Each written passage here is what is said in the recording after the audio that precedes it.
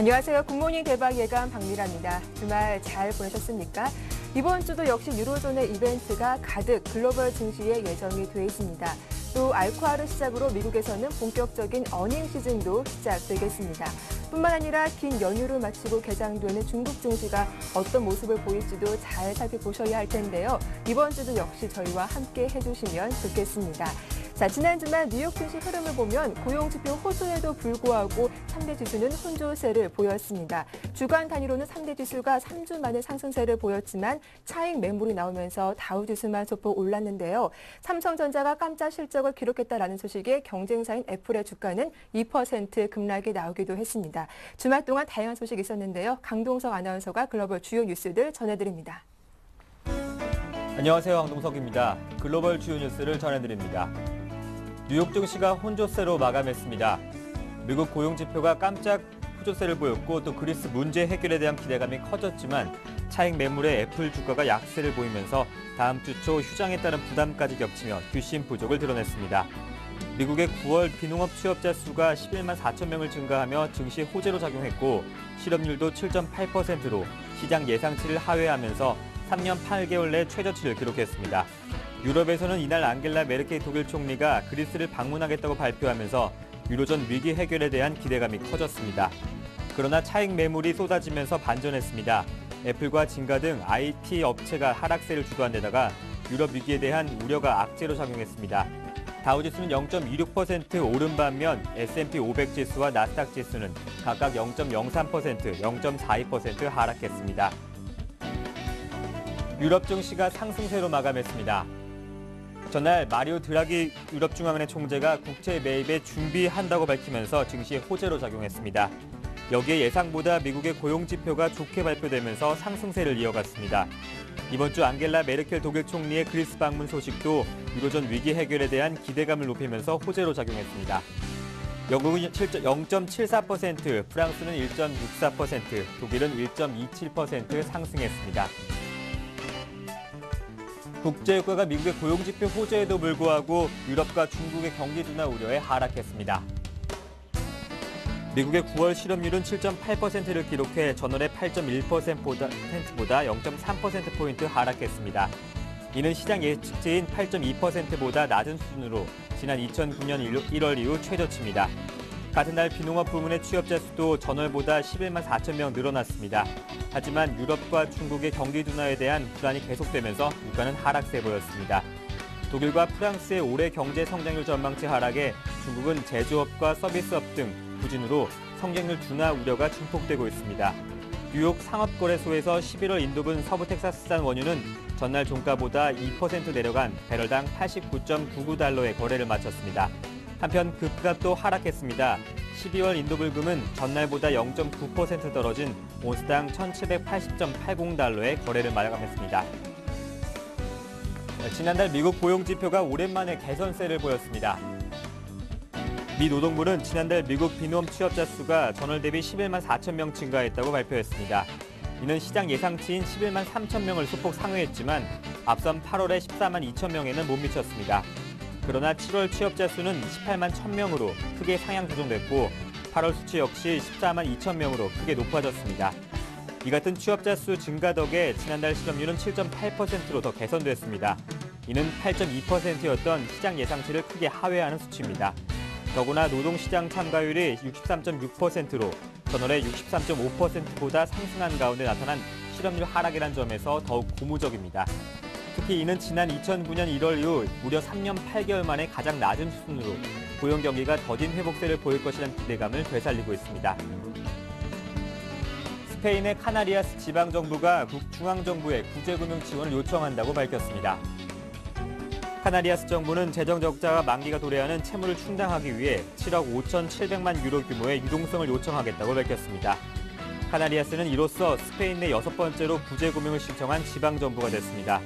앞서 카탈루니아, 발렌시아, 무르시아, 안달루시아, 카스티아, 라만차 등이 150억 유로의 지원을 요청한 상황입니다. 그러나 스페인 중앙정부는 현재 지방정부를 돕기 위해 설립한 구제금융기구의 자금 조달 계획을 마련하지 못했습니다. 한편 이날 마리아노 라오이 스페인 총리는 전면 구제금융 지원을 받을지 아직까지 결정하지 못했다면서 스페인 국민들에게 최대한 이익이 되도록 하겠다고 밝혔습니다. 지방정부의 구제 신청이 이어지면서 라오이 총리를 향한 압력도 더욱 커질 전망입니다. 뉴욕 증시는 지난달 13일 연방공개시장위원회 이후 3주간 이어졌던 소강 흐름이 마무리되고 이번 주에 다시 다양한 이벤트로 시작됩니다. 3, 4분기에 미국 기업들의 실적이 공개되는 어닝 시즌이 9일 개막되고 같은 날 일본 도쿄에서 세계은행 국제통화기금의 하반기 연차 총회가 시작됩니다. 유럽 재무장관들은 약 한 달 반 만에 다시 모여 벨기에 브뤼셀에서 8일 유로존 재무장관 회의, 또 9일 유럽연합 경제재무장관 회의가 열립니다. 회의를 마친 유럽 재무장관들은 WB IMF 연차 총회가 열리는 도쿄로 날아가 11일 저녁 G7 재무장관 회의를 가질 예정입니다. 이번 주 경제 지표로는 9월 재정 수지, 8월 도매 재고와 무역 수지, 9월 수입 물가 지수와 생산자 물가 지수, 10월 미시간 대학교 소비 심리 지수 등이 공개됩니다. 지금까지 글로벌 주요 뉴스였습니다.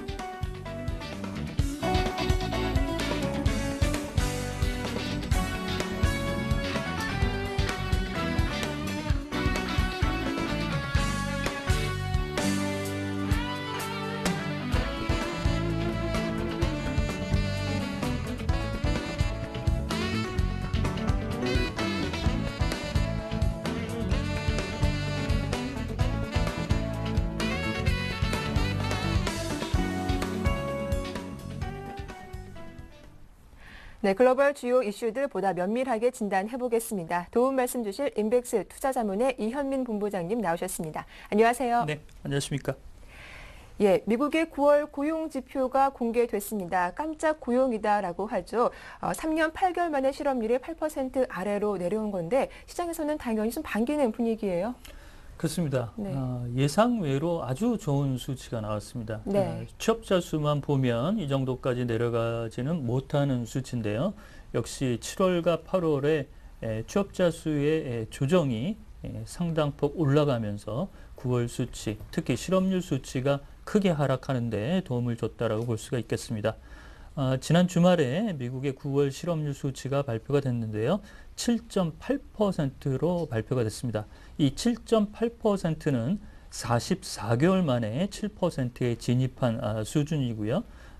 이는 2009년 1월 이후에 43개월 동안 8% 수준을 상회한 수준에서 현재 그 7%로 진입한 수치라고 볼 수가 있겠습니다. 같은 날 발표됐던 비농업 부문 신규 고용, 우리가 이제 취업자 수라고 간단히 줄여서 부르기도 하는데요. 11만 4천 명으로 발표가 됐습니다. 취업자 수만 보면 9월에 실업률이 이렇게 떨어지기는 좀 어려웠었는데요.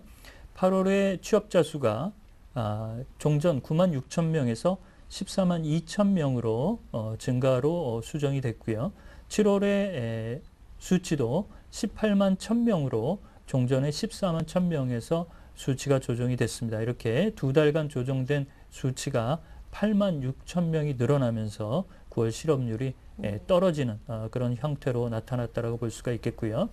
그렇지만 향후 실업률의 수치는 올해 9월까지의 월평균 취업자 수의 증가폭을 보면 약 14만 3천 명 수준인데요. 이는 작년에 15만 3천 명 대비 현재까지는 다소 어려운 국면이라고 볼 수가 있겠습니다. 그래서 10월 실업률은 11월 2일 날 발표가 될 예정입니다. 네. 이런 부분에서 보면 9월 7.8%와 8월 8.1% 사이 수준에서 현재 나타나지 않을까라고 볼 수가 있겠습니다.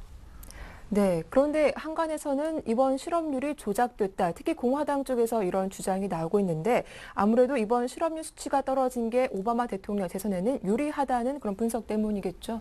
그렇죠.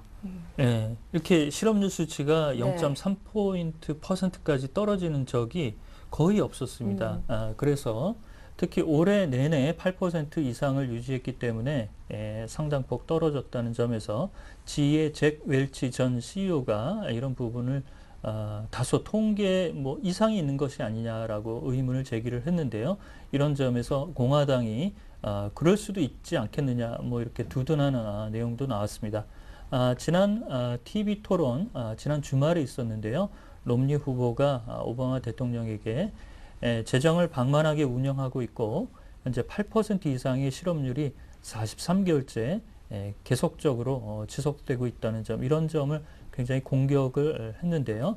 다음 TV 토론인 16일 뉴욕 토론에서는 오바마 대통령이 상당히 이런 점에서 수치상으로는 공격에 방어할 수 있는 내용의 수치를 하나 거둬들었다, 이렇게 볼 수가 있겠습니다. 네, 이제 이번 주도 다시 유로존 이벤트에 집중을 해봐야 할 텐데요. 독일의 메르켈 총리가 그리스를 방문한다고 하죠. 이번 방문으로 그리스 재정위기 해법을 도출할 수 있을지 관심이 주목되고 있는데 어떻게 전망하십니까? 그렇습니다. 그 사마라스 총리가 전화 통화를 지난 주말에 가지면서 네. 방문을 요청을 했습니다. 이에 메르켈 총리가 흔쾌히 수락을 하면서 9일날 아테네를 방문할 예정입니다. 역시 이제 트로이카와 현재 트로이카 실사단과 현재 세부 긴축안을 놓고 진통을 겪고 있는 현재 그리스 입장에서는 메르켈 총리가 아테네를 방문한다는 내용만으로도 상당히 현재 기대에 부풀어 있다라고 볼 수가 있겠고요. 현재 그 사마라스 총리는 요구하는 것이 두 가지라고 볼 수가 있겠습니다. 긴축 이행을 2년 연장해 달라. 그다음에 10월 현재 집행 예정인 2차 구제금융 310억 유로의 집행을 예정대로 집행해 달라는 뜻을 아마 그 현재 메르켈 총리가 방문을 하게 되면 이를 전달할 것으로 보이고 있는데요. 메르켈 총리가 전향적으로 이런 부분에서 검토가 들어간다고 한다면 현재 난항을 겪고 있는 트로이카 실사단과의 긴축 세부안, 이런 부분도 조금 더 진전이 있지 않을까라고 볼 수가 있겠고요. 다만 현재 급진좌파, 시리자죠. 이런 쪽은 독일의 메르켈 총리가 그리스에 오는 것조차도 현재 자존심이 상한다라는 이런 내용을 밝히고 있으면서 노동자의 파업을 이날 대대적으로 독려하는 등 현재 연정의 야당 쪽에서는 상당히 거부감이 크다라고 볼 수가 있겠습니다. 네. 이번 주 미국에서는 알코올을 시작으로 본격적인 어닝 시즌이 시작이 될 텐데요. 그 외에도 어떤 부분들을 체크해 봐야 할지 이번 주 중요한 체크 포인트 정리해 주시죠. 그렇습니다. 이번 주부터 이제 실적 시즌인데요. 네. 기업들의 실적 내용에 상당히 이제 월가의 애널리스트들도 바빠진 그런 주말을 시작한다라고 볼 수가 있겠습니다. 9일날 알코아가 실적을 발표하는데요. 손익분기점을 맞추는데 현재 초점을 맞추고 있습니다. 지난 2분기 때는 알루미늄 가격이 18%나 하락하면서 상당히 실적이 부진했는데요. 이런 점에서 알코아가 어떻게 실적을 포문을 열지 관심이라고 볼 수가 있겠고요. 주말에는 웰스파고와 JP모건이 실적을 발표합니다. 유로존에서는 앞서 말씀드린 대로 9일날 메르켈 총리가 그리스를 방문하는 부분이 새로 현재 등장해 있고요. 8일과 9일에는 유로존 재무장관 회의가 열리게 됩니다. 여기서 현재 8일 발표 예정인 트로이카의 그리스 실사단 보고서가 예정대로 나올지 이런 부분이 관심이라고 볼 수가 있겠고요. 그 다음에 유로 안정화 기구가 8일 룩셈부르크에서 첫 이사회를 열면서 EFSF의 내용을 이제 승계하는 수순으로 들어갈 수가 있겠고요. 동경에서는 9일날 세계은행과 국제통화기금의 연차총회가 열리는데 여기서 이제 IMF가 세계 경제 성장률을 3.3%로 0.2%포인트 내린 수치를 발표할 예정이라고 볼 수가 있겠습니다. 네. 끝으로 요즘 금값 상승률이 무서운데요. 뱅크 오브 아메리카가 금값 전망을 상향 조정했더라고요. 가격은 어느 정도까지 보고 있습니까? 상당히 공격적으로 조정을 했습니다. 그만큼 네. 금값에 대해서 뱅크 오브 아메리카 메릴린치가 상당히 현재 좋은 식견을 내놓는 부분인데요. 그 배경으로는 현재 QE3 실업률 수치가 6%대까지 진입할 때까지 계속적으로 시장의 유동성을 풀 경우 금 가격의 상승이 2014년까지 예상된다라는 측면을 현재 밝히고 있습니다. 올해 말까지 온수당 2,000달러를 현재 내다보고 있고요. 2년 내 2,400달러까지 현재 전망을 하고 있습니다. 이 내용을 본다면 지금이라도 금을 사도 좋은 가격이라고 볼 수가 있겠는데요. 지난 주말 금 가격은 온수당 1,780달러 수준입니다. 삼자 양적 완화 카드가 나오기 전에는 1,600달러 후반까지 해서 현재 80달러 정도가 상승한 흐름인데요.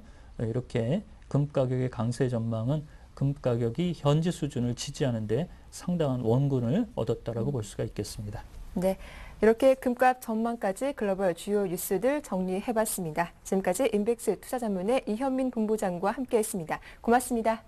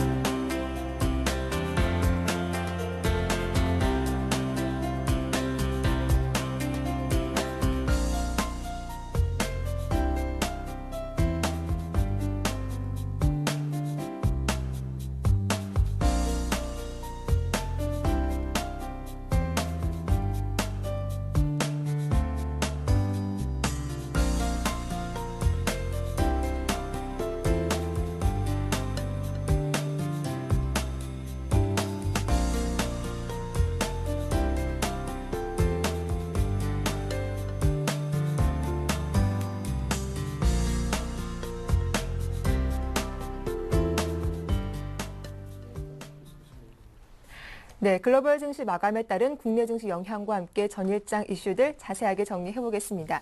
샘플러스 이상로 전문위원과 신영증권 영등포 지점의 윤경수 차장님 두 분과 함께하겠습니다. 안녕하세요. 네, 안녕하세요. 반갑습니다.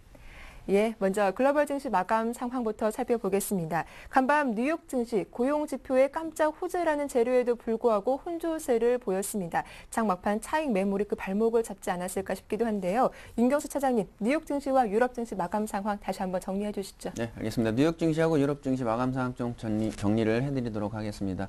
말씀하신 대로 뉴욕 증시 다우지수만 소폭 상승세를 보이고 마감을 했고요. 나스닥과 S&P 500 지수는 소폭 하락세를 보이면서 장을 마감을 했다, 이렇게 볼 수가 있는데요. 다우지수가 전일 대비 34.79포인트 상승한 13,610.15로 장을 마감을 했습니다. 하지만 13,500 이상에서 계속적으로 유지해간다, 이런 부분들은 좀 좋게 봐도 된다, 이렇게 먼저 말씀을 드릴 수가 있고요. 나스닥 지수는 13.27포인트 하락한 3,136.19, S&P 500 지수 역시도 0.47포인트 하락한 1460.93으로 장을 마감을 했습니다. 말씀하신 대로 실업률이 좋게 나왔다, 이렇게 보면서 장을 상승폭을 조금 키워갔다, 이렇게 볼 수가 있는데요. 7.8%로 실업률이 나왔죠. 이는 오바마 정부 들어서 처음으로 정말 좋은 수치가 나왔다, 이렇게 볼 수가 있고요. 전문가가 8.2%로 예상을 했는데 이보다도 역시나 하회한 지수다, 이렇게 볼 수가 있고요. 하지만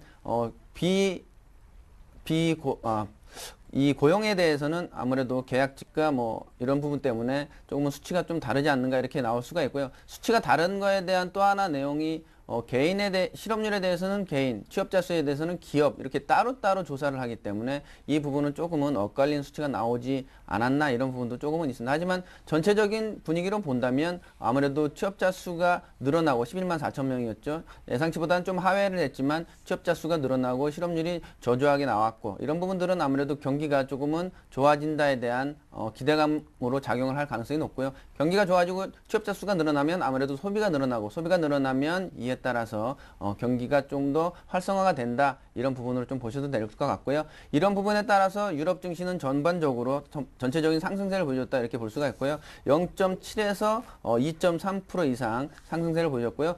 메르켈 총리가 그리스 방문한다, 이런 부분들도 좀 좋은 내용으로 다가오면서 기대감을 좀 키워줬죠. 이런 부분들이 다가오면서 상승폭을 키워갔다, 이렇게 볼 수가 있겠습니다. 네, 미국의 9월 고용 지표가 글로벌 증시의 호재가 됐습니다. 이상로 전문위원님, 예. 앞서 지난 금요일 시간에 기관의 수급이 상당히 중요하다라고 말씀을 해주셨는데 지난 금요일 코스피 순매수세는 기관 쪽에서 들어왔었죠. 오늘 흐름은 어떻게 전망하시는지요? 네, 맞습니다. 일단 기관 쪽에서 매수세가 조금 들어오면서요. 시장 같은 경우에도 뭐 강보합으로 마감을 했다. 그렇게 좀 보실 수가 있겠고요. 가장 큰 문제는 지금 투신권의 움직임이라고 좀 말씀을 좀 드리겠습니다. 그래서 이번 주 오늘부터죠. 한번 보실 때 투신권의 움직임을 좀 더 살펴보시자 말씀을 드릴게요. 그만큼 일단은 기관 같은 경우에 지금 주포라고 말씀을 드리면 일단 연기금이라든지 국가 지자체 그리고 뭐 보험업종이 되겠죠. 하지만 지금은 투신권에서 아직까지 매도세가 계속되고 있습니다. 그 부분을 가장 큰 키포인트로 좀 잡으시고 투자에 조금 대처하면 좋겠다고 말씀을 드리겠고 그리고 미국의 뭐 시장 증시를 한번 같이 뭐 안에 분석을 한번 해보시면요. 일단은 고용지표 자체가 일단 4년 만에 실업률 자체가 지금 8% 밑으로 내려왔습니다. 그만큼 아직까지는 좀 성공적이지 않나 그렇게 좀 보실 수가 있겠고 아직 긍정적으로 좀 보셔도 된다 말씀을 드릴 수 있겠고요. 대신에 지금 오늘부터죠. 어닝 시즌이 들어가면서 그 부분에 대해서 지금은 차익 실현 매물이 좀 나왔다고 좀 살펴보시면 좋겠고요. 그만큼 지금부터는 실적이 또 다시 중요한 하도가 되지 않겠나 그렇게 좀 말씀을 드리겠습니다. 그래서 투신권의 움직임과요. 그리고 지금은 실적을 한번 눈여겨보셔야 되는 시즌이다. 그렇게 좀 말씀을 드리면서 코스닥 같은 경우는 IT 부품주죠. 계속적으로 한번 눈여겨보시고 지금 시장 자체가 약간은 성장성에 대한 업종 자체에 좀 투자가 좀 많이 되고 있습니다. 그만큼 기관의 집중 매수세가 조금 드러나고 있는 부분이고요. 그래서 아직까지 컨텐츠 사업 분야라든지 전자결제주 위주로 한번 살펴보시자 말씀을 드리겠습니다. 네, 지난 금요일 삼성전자의 어닝 서프라이즈에도 불구하고 코스피 2000선 회복에는 실패하는 모습이었습니다. 그래도 3거래일 만에 빨간불이 들어오면서 강보합권에는 마감을 해줬는데요. 윤경수 차장님, 지난 금요일 국내 증시 마감 상황 살펴볼게요. 네, 국내 증시도 좀 살펴보도록 하겠습니다. 말씀하신 대로 삼성전자가 어닝 서프라이즈를 정말 나타냈습니다. 8조 1000억이라는 엄청난 영업이익을 발표를 했고 52조 매출액이었죠.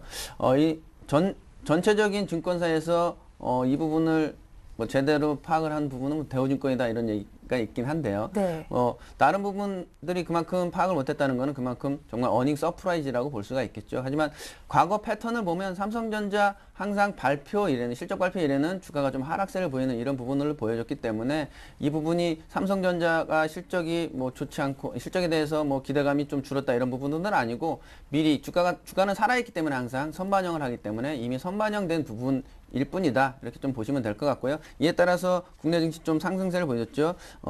전일 대비 2.49포인트 상승한 1995.17로 장을 상승 마감을 했습니다. 2000선을 터치는 하지 못했지만 그래도 2000선에서 등락을 계속 거듭하는 이런 모습을 보여주면서 2000선이 기준선이 됐다. 이렇게 좀 보시면 되고요. 레벨업이 됐다. 이렇게 좀 보시면 되겠습니다. 1950선, 1900에서 1950선 사이에서 박스권에서 머물다가 이제는 2000선에서 박스권을 보이는 그래서 한 단계 레벨업이 된 이런 상황이다 이렇게 보시면 될 것 같고요. 또 드라기 총재 발언도 있었죠. 유로존 재정 불량 국가들의 채권을 무제한 매입을 하겠다 이런 발언도 있었기 때문에 증시 전체적인 상황은 좀 좋은 분위기로 가고 있다 이렇게 보시면 될 것 같고요. 아무래도 전체적으로 지금 투신권의 매도세가 계속적으로 이어지는 부분이 약간은 좀 아이러니하다 이렇게 볼 수가 있고요. 또 드라마 중에 응답하라 1997이라는 게 있죠. 지금은 네. 응답하라 연기금 이렇게 좀 얘기를 하고 싶은데 연기금이 2000선 돼서 지속적으로 들어오다가 이제는 조금 배반을 좀 하고 있는 상황이 됐습니다. 그래서 연기금이 지속적으로 또 매도세가 들어오고 있는데 이제는 매수세로 전환해야 될 상황이 아닌가 이렇게 좀 연기금에 좀 말씀을 드리고 싶고요. 코스닥 좀 살펴드리도록 하겠습니다. 코스닥 역시도 상승 흐름을 지속했다 이렇게 볼 수가 있겠는데요. 전일 대비 4.38포인트 올라서 535.82를 기록을 했죠. 역시나 뭐 삼성전자의 실적을 시작으로 어닝 서프라이즈, 어닝 시즌이 시작이 됐죠. 그래서 이제는 실적에 대해서 좀 기대감을 보여줄 상황이다 이렇게 볼 수가 있고요. 코스피나 코스닥 역시도 1대2의 싸움이 계속되고 있다 이렇게 볼 수가 있는데요. 개인과 기관 그리고 외국인 이런 수급의 싸움이 지속되고 있다 이렇게 볼 수가 있는데요. 코스닥은 개인의 매수세가 외국인과 기관이 매수세가 이어졌죠. 그리고 개인만 매도세가 이어졌고요. 그래서 개인과 기관의 이제는 뭐 1대2의 싸움이 지속된다. 하지만 전체적인 분위기는 뭐 좋은 쪽으로 가는 분위기다. 이렇게 볼 수가 있겠네요. 네, 이어서 이제 업종별 흐름도 정리를 해볼 텐데요. 지난 금요일 업종별 흐름을 살펴보니까 강세 업종도 그렇고 약세 업종도 그렇고 좀 팽팽하게 맞섰던 것 같아요. 네, 맞습니다. 강세 업종, 약세 업종 중에 의료 네. 쪽이 가장 크게 뭐 상승폭을 키웠다 그러는데요. 이 의료 쪽은 미래산업하고 DI가 좀 많은 상승폭을 키웠기 때문에 진정한 상승폭은 아니다 이렇게 좀 볼 수가 있고요. 그래서 네. 뭐 의료정밀 좀 상승폭을 키워갔고요. 그다음에 음식료업 그리고 은행이나 섬유의복, 의약품, 서비스업 이런 부분들이 상승세를 보여줬는데요. 은행은 아무래도 유럽이 안정화되면 국내 은행 증시 좀 상승폭을 좀 보여준다 이렇게 볼 수가 있는데 다만 건설 쪽에 아직도 좋지 않은 내용들이 남아있기 때문에 이 부분은 조금은 확인을 하고 가셔야 되겠다 이렇게 먼저 말씀을 드리고요. 하락 업종도 말씀을 드리면 건설 역시나 말씀드렸던 건설가스 그리고 건설업, 철강금속, 운수장비 이런 부분들은 조금 하락세를 보이면서 마감을 했다 이렇게 볼 수가 있겠네요. 네, 이어서 눈에 띄는 종목을 한번 살펴볼 텐데요. 이상로 전문위원님, 역시 삼성전자를 빼놓을 수가 없겠죠. 깜짝 실적을 발표하고도 주가는 음봉을 그리면서 마감을 했는데 먼저 삼성전자부터 흐름을 정리해 볼게요. 네, 맞습니다. 일단은 어느 정도 차익 실현 매물이 좀 나왔다고 보실 필요가 있겠고요. 네. 그래서 지금 시장을 한번 읽어보시면 지금 같은 경우에는 우리도 조금 차익 실현에 동참해야 되지 않나 그렇게 좀 말씀을 드리겠습니다. 하지만 지금 월요일에 다시 또 뉴스가 나왔죠. 애플의 폭스콘에서 지금 공장의 생산 어느 정도의 지금 중단 사태가 좀 벌어졌습니다. 그만큼 지금 같은 경우에는 생산 우려가 좀 되고 있죠. 그런 부분에서 삼성전자에 다시금 반사익이 돌아올 수 있는 시점이다. 그렇게 좀 말씀을 드릴 수가 있겠고요. 뭐 일단은 실적 발표가 있고 난 다음에는 삼성전자의 주가가 조금씩 빠지는 모습을 항상 나타냈었죠. 하지만 지금 같은 경우에는 애플의 이슈 자체가 삼성전자의 반사이익으로 되돌아올 수 있기 때문에 그 부분을 좀 더 명확하게 좀 살펴보셔야 된다. 그렇게 좀 보실 필요가 있겠고요. 수급적인 부분에서도 일단 외국인 같은 경우에 계속적으로 순매수를 하고 있습니다. 그런 부분 자체가 지금은 어느 정도 횡보하는 장세가 조금 이어질 수도 있고요. 그래서 지금 여기서 많이 빠지기는 힘든 상태다고 좀 말씀을 드릴게요. 그래서 지금 같은 경우에는 이익 실현을 차라리 하시든지 아니면 장기적인 안목으로 조금 들고 가시는 방법도 괜찮다고 좀 말씀을 드리겠습니다. 그리고 좀 안 좋은 소식을 한 개 좀 말씀을 드려야 될 것 같은데 일단은 건설주에 대해서 좀 말씀을 드려야 될 것 같은데요. 건설주 같은 경우에 계속적으로 이슈가 되는 부분이 자본 잠식의 문제가 계속적으로 이슈가 되고 있습니다. 그만큼 일단 건설주의 안에 특징적인 부분 한번 보시면요. 건설주도 그렇고 철강 금속 업종도 그렇고요. 대부분 다 부채 자체가 좀 높게 설정되어 있죠. 하지만 그거는 이제 업종의 특성상 어쩔 수 없이 그렇게 되는 거고 그런 부분에 있어서 지금 건설주 같은 경우에는 상당히 힘든 시기를 좀 겪고 있다. 그렇게 결론적으로 좀 말씀을 드리겠습니다. 그래서 난광토공 같은 경우에도 지금 완전 자본 잠식이라는 상태에 빠지면서 상장 폐지 우려가 조금 되고 있으면서요. 많은 하락폭을 좀 키우는 모습인데요. 그만큼 대형 건설주 같은 경우에도 우려감 자체가 계속적으로 살아나면서 올라갈 자리에서 올라가지 못하고 다시금 빠지는 모습 나타나고 있다 보시면 좋겠습니다. 그래서 업종별로 한번 업황을 한번 보시면 일단 건설주 같은 경우에는 국내 같은 경우에 조금 과포화 상태가 되지 않았나 그렇게 조금 말씀을 드릴 수가 있겠고 그래서 대형 건설주 같은 경우에도 해외에서 어느 정도의 시발점을 좀 찾아야 되는데 그 부분 자체가 지금은 글로벌 유동성, 글로벌 경기 부양 정책 자체가 그렇게 잘 안 먹히면서 약간은 건설주도 힘든 모습을 좀 나타내고 있다고 좀 말씀을 드릴게요. 그래서 그런 부분을 꼭 한 번 더 파악을 하시고 지금은 건설주 같은 경우에는 일단은 지금 불이 벌써 퍼졌습니다. 그렇기 때문에 우리는 일단 피해야겠죠. 그래서 보수적인 관점에서 접근하시는 방법이 적극 추천을 해드리겠다고 좀 말씀을 드리겠습니다. 네, 이렇게 삼성전자와 남광토공 두 종목에 대한 흐름 정리해봤습니다. 이어서 코스닥 분위기도 확인을 해볼 텐데요. 코스닥 지수가 나흘 연속 상승세를 이어가면서 벌써 530포인트 중반까지 올라왔습니다. 윤경수 차장님, 업종별 흐름으로 본다면 분위기는 어땠습니까? 네, 분위기는 좀 좋게 가고 있다 이렇게 볼 수가 있겠네요. 왜냐하면 네. 코스피가 각광을 받다가 다시 코스닥이 또 외면당하고 그러다가 다시 이제 코스닥이 좀 외면해서 다시 눈길을 돌아오는 그래서 좀 인기를 지금 다시 찾고 있는 이런 상황이다 이렇게 볼 수가 있는데요. 상승업종 역시나 코스피와 좀 비슷한 업종입니다. 기계정밀 그리고 의료정밀 그리고 유통 컴퓨터, 그다음에 반도체 통신장비, 디지털 컨텐츠거든요. 역시나 통신장비나 디지털 컨텐츠 쪽은 지속적인 상승세를 계속적으로 보여주고 있다. 이렇게 볼 수가 있고요. 하락한 업종은 섬유의료나 일반 전기전자, 비금속, 역시나 좀 건설 쪽이 좀 하락세를 보여줬다. 이렇게 볼 수가 있는데요. 이런 부분들은 아무래도 건설 쪽은 지금은 조금은 체크를 계속적으로 해가야 될 상황이다. 이렇게 조금 더 관심을 보여야 될 때다 이렇게 보실 수가 있네요. 네, 이렇게 업종별 흐름 정리를 해봤고요. 이어서 이상로 전문위원님, 그럼 코스닥 쪽에서 살펴볼 종목은 어떤 종목인가요? 네, 지금 일단 코스닥 같은 경우에는 뭐 IT 부품주 그가 좀 더 이슈가 되고 있다. 좀 결론적으로 좀 말씀을 드리겠고요. 네. 거기에 대해서 지금 덕선아이메탈 같은 경우에는 아몰레드 관련주죠. 아몰레드 관련주 같은 경우에 일단 금요일 시장에서 상당한 크게 이슈가 좀 되면서 상승폭 자체를 좀 늘리는 모습을 나타냈는데요. 닥선아이메탈의 안에 내용을 한번 보시면 일단은 삼성 디스플레이의 아몰레드 설비 투자 자체가 4분기에는 어느 정도 다시금 재개될 것이라는 전망이 나왔습니다. 그런 부분에서 이슈가 되면서 불확실성 자체가 해소되는 모습을 나타냈다 좀 보시면 좋겠고요.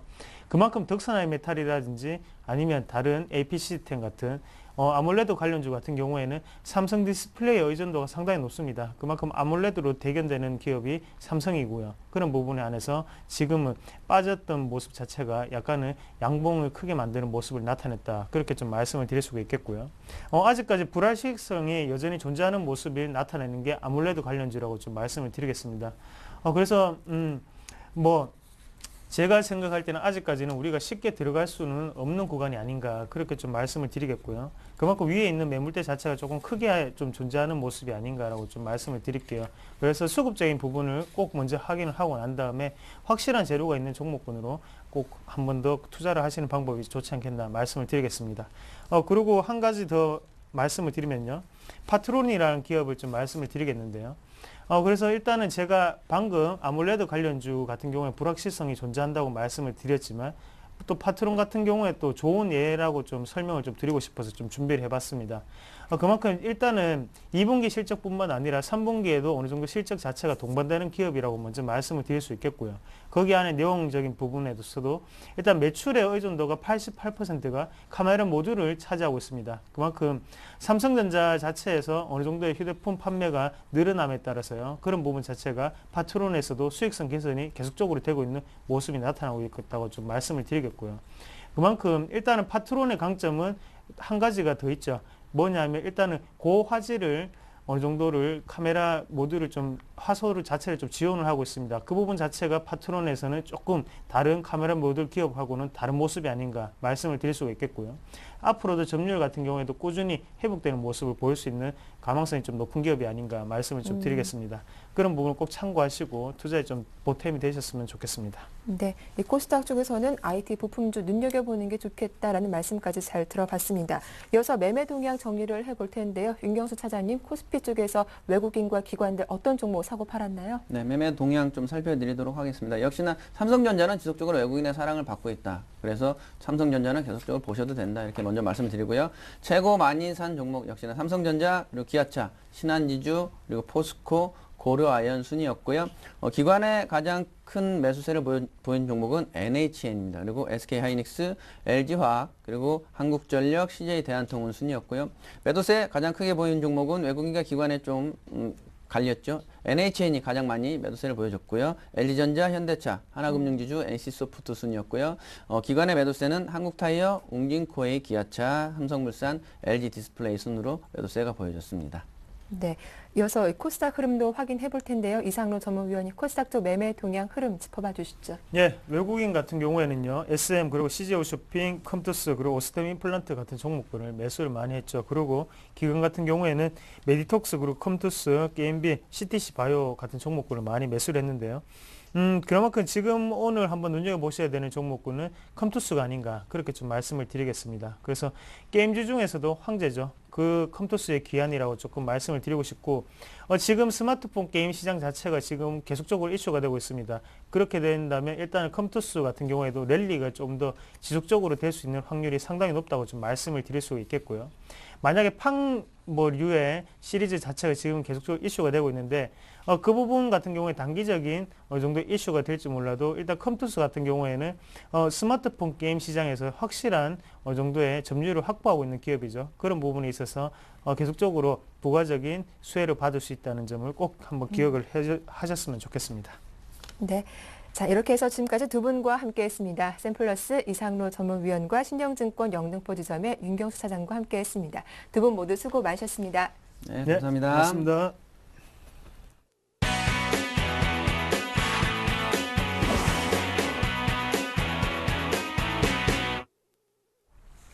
네, 전일장 이슈가 됐던 종목을 찾아보고 자세한 매매 전략도 들어보도록 하겠습니다. 샘플러스 김형근 전문위원님 만나보죠. 안녕하세요. 네, 안녕하세요. 예, 지난 금요일 삼성전자의 깜짝 실적 발표가 있었죠. 그런데 IT주 중에서 이 LG 디스플레이는 4% 급락이 나왔던데요. 보유하신 분들 좀 걱정이 클 것 같습니다. 대응 전략 좀 살펴봐 주시죠.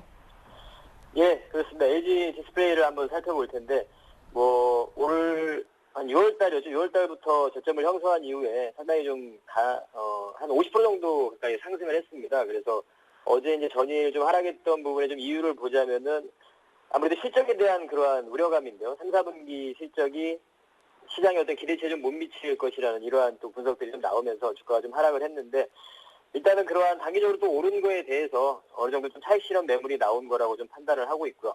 사실상 이런 업황을 좀 보자면 LCD 판매가 좀 아직까지 부진한 상태죠. 그래서 이러한 실적들이 일단 좀 좋지 못하게 좀 나오리라고 예상이 되는데요. 기대치보다 좀 못 미친다는 거죠. 사실 주가가 6월 달부터 좀 올라갔던 이유 자체는 이제 3, 4분기, 3분기부터 흑자 전환된다는 이러한 기대감으로 사실은 주가가 좀 상승을 했었던 겁니다. 그래서 그러한 부분들이 어느 정도는 좀 주가에 좀 반영이 되면서 좀 올라왔던 부분이고, 또 한 가지의 상승의 모멘텀이었던 부분은 바로 이제 애플에 대한 부분이죠. 애플의 고사양 제품들의 이러한 출시 부분, 이러한 부분들이 앞으로 또 매출이 증가가 될 것이다. 이러한 부분을 좀 가지고 있는 모멘텀을 좀 가지고 있었던 건데요. 이러한 부분들이 단기적으로 오른 이후에 이러한 차익 실현 매물, 그리고 상승 이후에 어떤 조정 구간이다, 이렇게 좀 판단이 듭니다. 그래서 일단은 좀 기존에 좀 보유하신 분들이라면 여전히 좀 보유 관점을 좀 말씀을 드리고 싶고요. 장기 이평선 201선 이러한 기준으로 좀 대응을 한다면 괜찮을 것 같습니다. 아직까지는 그러한 부분 이탈될 우려까지는 아닌 상황이기 때문에 201선에 대한 이탈 부분을 좀 확인을 좀 해보셔야 될 것 같고, 이따 차트를 좀 보시면 다시 한번 보겠지만 201선에 대한 부분을 좀 기준으로 삼으셔서 이탈되지 않는다면 그대로 좀 홀딩을 하시면 괜찮을 것 같고, 신규 매수 관점에서 본다면 그러한 부분이 좀 안착되는 부분, 201선에 어떤 안착되는 부분, 가격적으로 따지자면 한 25,000원과 26,000원 사이에서의 이런 정도의 가격대라면 한번 또 접근도 가능할 것 같습니다. 그래서 이 기업적인 부분을 보자면 일단은 하반기 때도 실적이 조금은 좋지 못하리라고 예상이 됩니다.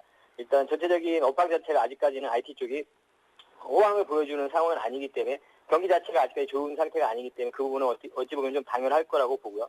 그리고 LG 디스플레이 쪽에서 보면 세계 TV 시장 같은 경우도 지금 3분기 연속해서 계속 뒷걸음질 치고 있는 상태입니다. 이러한 부분을 봤을 때 좀 실적적인 부분은 기대치에는 좀 못 미칠 거다, 이렇게 좀 보고 있고, 오히려 그러한 부분이 실적을 좀 발표를 하고 나서 예상치에 어떤 못 미치는 실적이지만 그보다는 아주 나쁘지 않다, 앞으로 더 좋아질 부분이 있다, 이렇게만 나온다면 주가는 더 조정 구간을 잘 거쳐주고 또 좋은 모습을 보여줄 거라고 생각을 합니다.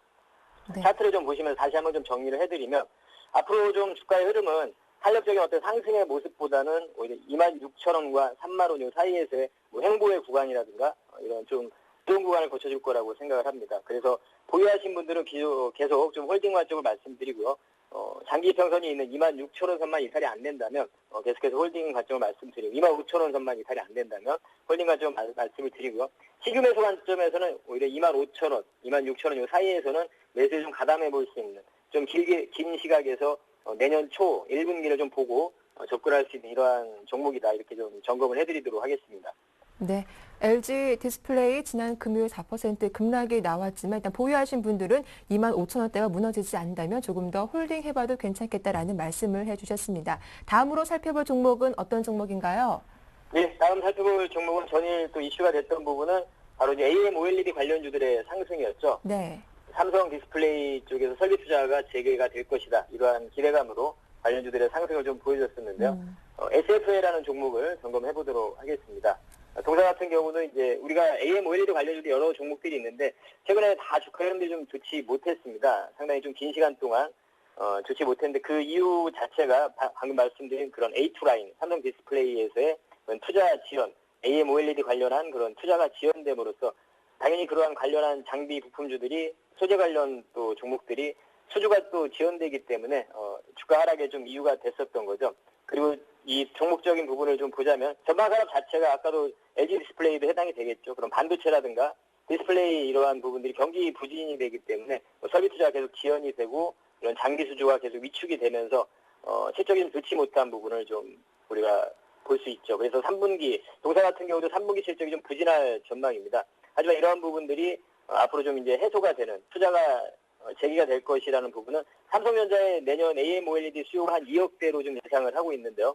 그렇다면 삼성 디스플레이의 투자가 재개가 좀 불가피하다는 판단이죠. 그렇다면 이러한 장비를 또 공급하는 업체인 동사의 수주로 좀 이어질 것이기 때문에 이러한 수주가 4분기 때는 본격적으로 또 발주가 될 거라고 보고 있습니다. 그래서 이런 실적적인 부분이 이제 내년부터 좀 개선이 될 거라고 좀 사실은 판단을 하는데요.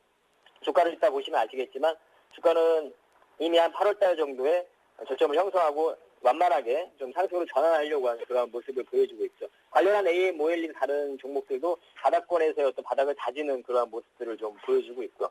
그래서 이러한 좀 긴 시각에서 보고 좀 접근할 수 있는 오히려 지금 현재 실적 부진이라든가 수주 지원 악재 이런 부분들이 주가에 이미 좀 반영이 됐다고 판단을 하고 좀 긴 시각에서 바닥권에서 좀 주가 이러한 주식들을 좀 살 수 있는 그러한 기회가 아닌가 이렇게 판단을 하고 있고요. 그리고 A2라인 이런 투자 이후에도 앞으로의 그 스마트폰 제품의 어떤 차별화에 대한 요구가 계속 커지고 있기 때문에 플렉서블 방식의 이러한 제품들이 순차적으로 또 출시가 될 겁니다. 그렇다면 추가적인 그런 투자 이런 부분이 더 필요한 부분이기 때문에 긴 시각에서는 동사의 어떤 앞으로의 성장을 좀 기대를 해볼 수가 있을 것 같습니다. 차트를 좀 보시면서 매매 전략을 좀 말씀드리면 현 시점에서 이러한 성장 동력을 갖춘 이런 부분에 좀 투자를 할 시기라고 생각을 하고요. 매수가를 제시해드리면 47,500원에서 47,800원, 목표가는 1차적으로 55,000원, 손절가는 45,000원 제시해드리도록 하겠습니다. 네, 삼성 디스플레이 설비 투자가 재개될 거란 소식에 AMOLED 관련주인 SFA까지 살펴봤습니다. 고맙습니다. 예, 감사합니다. 지금까지 샘플러스 김형근 전문위원과 함께했습니다.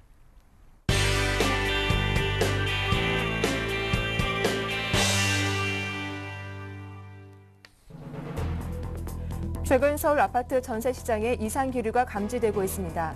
여전히 전셋집을 구하기 어려운 상황에서 이사철과 대규모 재건축 재개발 단지의 이주 수요가 겹쳤기 때문입니다. 웅진 사태로 금융권이 무려 1조 원에 가까운 대손 충당금 폭탄을 맞게 됐습니다. 충당금은 고스란히 순이익에 연결되므로 금융회사에 다시 한번 이익 비상이 걸리게 됐습니다. 개인 연락처 등 신상 정보를 보험사에 제공하지 않으면 알뜰주유소 전용 카드 발급이 불가능한 것으로 드러났습니다. 정부가 알뜰주유소 확대 논리에 매몰된 나머지 국민의 개인정보 매매를 부추긴다는 비판이 나오고 있습니다. 서울경제TV센이 개국 4주년을 맞아 현대경제연구원과 공동으로 설문조사를 실시한 결과 물가 안정과 일자리 증대를 차기 정부가 꼭 실행해야 할 과제로 꼽았습니다. 네, 이슈 이슈 오늘 순서는 서울경제신문 증권부의 서은영 기자와 함께하겠습니다. 안녕하세요. 안녕하세요. 최근 서울 아파트 전세 시장에 이상 기류가 감지되고 있습니다. 전세 물량 품귀 현상이 여전한 데다 이 정부의 부동산 시장 활성화 대책에도 매매 시장이 얼어붙으면서 전세값 고공행진이 이어지고 있는 건데요. 얼마나 오른 겁니까? 네, 강남 지역의 경우 한 달 새 1,200만 원에서 2천만 원 정도 올랐고요. 또 4천만 원에서 5천만 원가량 상승한 곳도 적지 않았습니다. 반포 등 일부 지역은 올 초에 비해 1억 원 가까이 오르며 폭등 추세를 보이고 있었는데요. 실제로 국민은행 부동산 통계에 따르면 지난달 서울 강남의 평균 전세 가격은 0.5% 올랐고 특히 서초구와 송파구는 평균보다 2배 이상 높은 1.05%나 상승했습니다. 8월 중순까지만 해도 보합세를 보이던 강남 전세값이 같은 달 말부터 오르기 시작해 9월 들어서는 전주 대비 0.3에서 0.4%의 높은 변동률을 기록하며 심상치 않은 조짐을 보이고 있습니다. 강북 역시 지난달 평균 0.4%의 상승률을 나타내며 다시 오르기 시작했는데요. 특히 광진구와 중랑구가 급등하며 오름세를 주도하는 양상입니다. 전세 가격 고공행진 이면에는 얼어붙은 매매 시장이 있는데요. 일부 지역에서는 전세 가격의 집값의 70%에 달하는데도 수요자들은 매매보다 전세를 원하는 기현상까지 나타났습니다. 서초구 반포동의 반포 자이 아파트 전용 면적 59제곱미터의 경우 전세가가 6억 원에 달하는데요. 올해 초보다 1억 원 가까이 상승한 전세가에 매매가는 8억 원대 안팎으로 전세가가 70%를 웃돌지만 수요자는 전세를 선택하고 있습니다. 일반적으로 부동산 시장에서는 전세가가 매매가의 70%에 이르면 전세 계약보다 매입이 유리해 향후 부동산 가격이 상승한다는 신호로 받아들이는데요. 하지만 수년간 지속되고 있는 부동산 침체로 전세가의 이상 기류에도 매매가 상승에 대한 불신이 좀처럼 해소되지 않으면서 매매 시장의 동절기가 지속되고 있는 겁니다. 네. 웅진그룹의 법정관리 신청으로 금융권이 짊어지게 된 대손 충당금 규모가 1조 원에 달하는 것으로 집계가 됐습니다. 이 금융권들의 실적에도 악영향이 예상되는데요. 자세한 내용 전해주시죠. 네, 웅진 사태로 금융권이 무려 1조 원에 가까운 대손 충당금 폭탄을 맞게 됐습니다. 충당금은 고스란히 순이익에 연결되므로 가뜩이나 부실에 따른 이익 감소에 시달리는 금융회사에 다시 한번 이익 비상이 걸리게 됐습니다. 은행, 보험, 저축은행 등 금융권이 웅진그룹 계열사에 지원한 여신은 총 3조 원. 인데요. 이 중 1조 6천억 원가량이 이번에 문제가 된 곳에 집중됐고 그중 절반 정도에 대해서는 대손 충당금을 쌓아야 하는 겁니다. 대손 충당금을 쌓아야 할 여신은 법정관리를 신청한 웅진홀딩스, 극동건설 각각 3,700억 원, 3,300억 원, 극동건설이 진행하던 PF 사업 대출 5,600억 원, 사실상 청산절차를 밟고 있는 웅진폴리실리콘 3,200억 원 등으로 나타났습니다. 웅진홀딩스의 경우 주식담보대출이 대부분이어서 충당금 규모가 작지만 극동건설 관련 대출은 거의 무담보 대출이기 때문에 충당금 규모가 큽니다.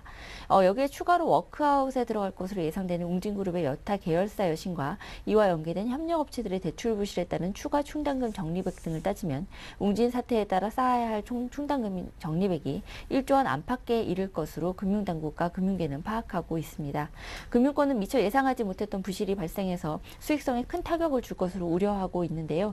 부실에 대비해 쌓아놓는 대손 충당금 규모가 늘어나면 그만큼 수익이 줄어들 수밖에 없기 때문입니다. 네. 정부가 고유가를 잡기 위해 추진했던 알뜰 주유소 사업이 다시 또 삐걱대는 모양새입니다. 개인 연락처 등 신상 정보를 보험회사에 제공하지 않으면 알뜰 주유소 전용 카드 발급 자체가 불가능하다고요. 네, 지금까지 지식경제부는 알뜰 주유소 전용 카드를 이용하면 기존의 주유 카드의 2배에 달하는 혜택을 받을 수 있다고 홍보해 왔습니다. 하지만 실제적으로는 개인 정보를 마케팅용으로 보험사에 넘기는 대가로 이 같은 할인이 가능한 것으로 드러났습니다. 정부가 알뜰 주유소 확대 논리에 매몰된 나머지 국민의 개인정보 매매를 부추긴다는 비판도 나오고 있는 상황인데요. 현재 알뜰 주유소 전용 신용카드를 발급하는 곳은 농협과 우리은행입니다. 또 우정사업본부는 체크카드만 취급을 하고 있고요. 문제는 알뜰 주유소가 이들 금융사에서 전용카드를 만들기 위해서는 라이나생명의 개인정보를 제공해야 한다는 점입니다. 현재 일반 주유카드는 리터당 최대 80원 적립이나 60원 할인 혜택이 전부인데요. 하지만 우리은행과 농협의 알뜰 주유소 카드는 리터당 최대 200원 적립 또는 150원 할인이 주어지는데 이게 역시 개인정보를 제공하는 대가로 주어졌다는 겁니다. 네. 서울경제TV 센이 개국 4주년을 맞아 현재경제연구원과 공동으로 설문조사를 실시했습니다. 어떤 내용이었습니까? 네, 우선 차기 정부가 국민의 행복감을 높이기 위해서 꼭 실행해야 할 과제를 물었는데요. 물가 안정과 일자리 증대가 각각 38.4%, 24.8%로 꼽히면서 응답의 과반을 차지했습니다. 반면 경제민주화라고 답한 응답자는 10.3%에 불과했습니다. 특히 상대적으로 진보 성향이 짙은 20대 연령층에서 경제민주화를 꼽은 비중이 5.5%밖에 되지 않았습니다.